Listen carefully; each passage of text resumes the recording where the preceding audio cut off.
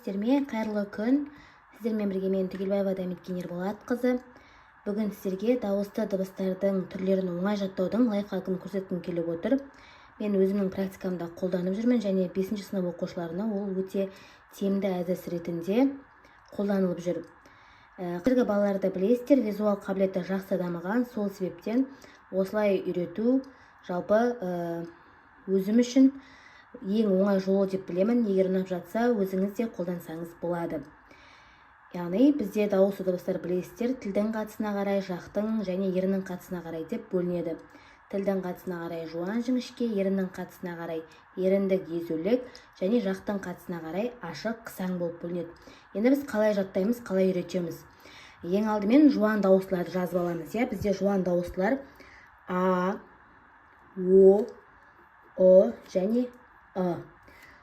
Осыған сызық қойып, қасына жіңішке нұсқаларын жазамыз. Яғни А-ның қасына Ә, Е, О-ға ұқсайтын Ö, Е, Ұ-ға ұқсайтын Ү және У, Ы-ға І, И.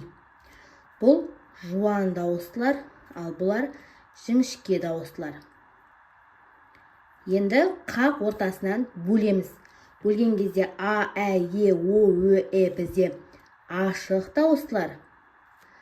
О, Ү, У, Ы, И бізде қысаң дауыстылар. Енді осы жерге ортасына етіктің суретін саламыз. О, Ö, О, Ү, У бізде еріндік дауыстылар. Еріндік. Ал сыртындағы міне А, Ә, Е, Е, Ы, И бұл езулік дауыстылар.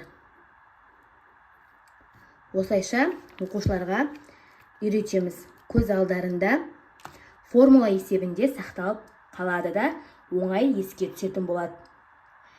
Ұнап жатса, кәделеріңізге пайдаланыңыздар.